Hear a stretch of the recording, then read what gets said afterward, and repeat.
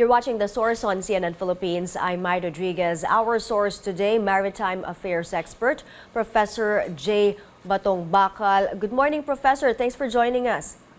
Hi, good morning, Mai, and to all our televiewers, good morning. First of all, Professor, your reaction when the AFP reported about the massive coral harvesting in the West Philippine Sea. And do you believe mas malawak pa ang extent ng damage nitong coral harvesting activity? Well, unfortunately, it was not unexpected.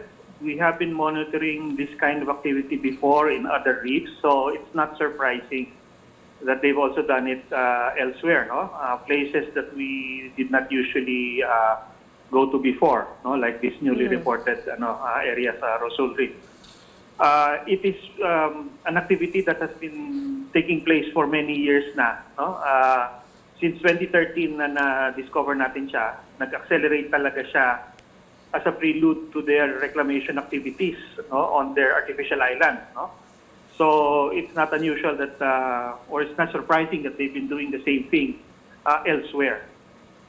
Okay, Professor, well, officials have said they're not yet 100% sure if Chinese vessels are responsible for the destruction of the corals, but the Rosul Reef is where Chinese vessels were usually spotted. Doon daw po yung may swarming activity of Chinese maritime militia vessels. And Senator Francis Tolentino claims that the massive coral harvesting could be linked to the reclamation project in the area which you have also raised, sir. Yes, in the first place, it's only the Chinese that we know of in this region who actually conduct this kind of activity on a massive scale. No? As Senator Tolentino mentioned, it is a prelude to reclamation. But at the same time, it is also a very profitable industry for them. There is an entire industry based in Hainan which profits out of the destruction of these reefs kasi they use these as raw material for making decorations and jewelry and trinkets. No? So I'm pretty sure, no, that it's very likely that these are the same Chinese fishing fleets, no, that operate out of Hainan. They did this to those areas that they've now turned into artificial islands, and they're doing the same thing now to all the other reefs in the West Philippine Sea. This is also part of what I believe to be a strategy on their part, no? A strategy of ecocide, so that fishermen from the other countries like the Philippines, no, will no longer have any reason to go to these places because there is nothing for them to catch anymore because the fisheries that were dependent on these reefs, no, will also be gone. So this is all, I think, really attributable to them, these activities. Okay. Professor, so what is the worst case scenario if these activities will continue? As you've said, over the years, the destruction have accelerated doon sa coral reefs natin in the area. And what can the government do now? The worst case scenario, of course, is for us as a country that depends on the marine resources in the West Philippine Sea. This will lead to the collapse of the fisheries in that area. And as we know, that area contributes up to 27 to 30% of our capture fisheries. So that's going to be a huge blow on our food security as it stands now. And then ecologically, the bigger threat there is that if this area collapses, no, the sustainability of other areas, such as the inter-island waters of the Philippines, to which the West Philippine Sea is ecologically or biologically connected, that will also suffer. No? Its ability to regenerate resources will be reduced or diminished. And then the other problem that will raise now is that if these resources in the West Philippine Sea are depleted, then the Chinese fleets will start looking elsewhere, and that means they will start looking in Philippine inter-island waters next. So we could see them intruding even more frequently into the Sulu Sea, into the waters of the Visayas, etc., no? Looking for these resources, no? In addition to the fish, the coral themselves, the habitat themselves.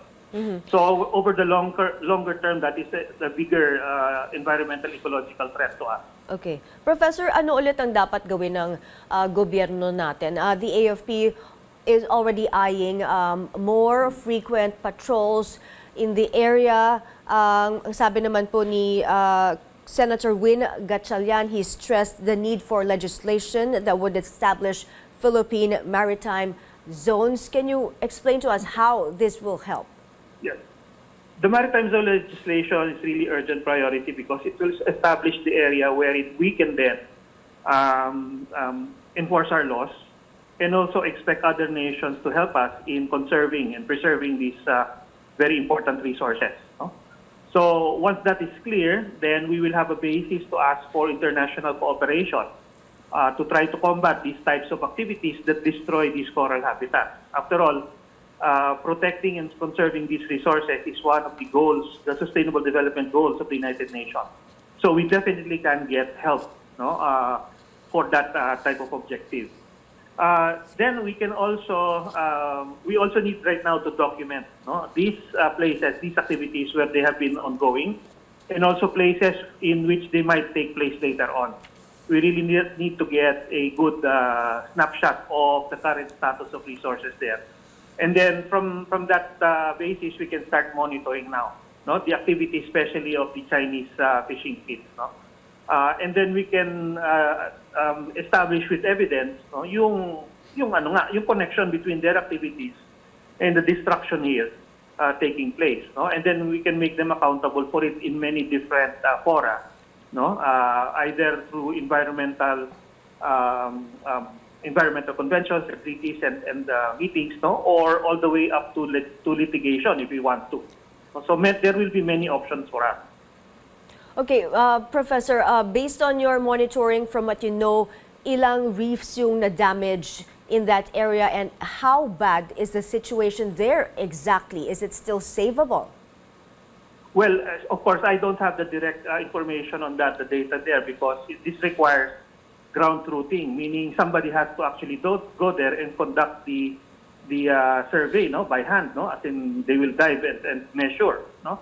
But I think we can expect, no, that in addition to the 7 reefs where the Chinese have now established artificial islands, all the other reefs where we frequently see them anchoring, such as Whitsun Reef, Sabina Shoal, etc., all of those are prime kumbaga suspects or candidate areas for this type of destruction.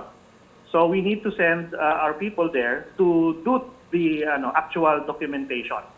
And then hopefully from there we can also look into all the other nearby reefs where these militia vessels and Chinese fishing vessels are also known to frequent. All right, thank you so much for your time this morning. Maritime Affairs expert, Professor Jay Batongbacal. Thank you for joining us here on The Source, sitting in for Pinky Webb. I'm Mai Rodriguez. You're watching CNN Philippines.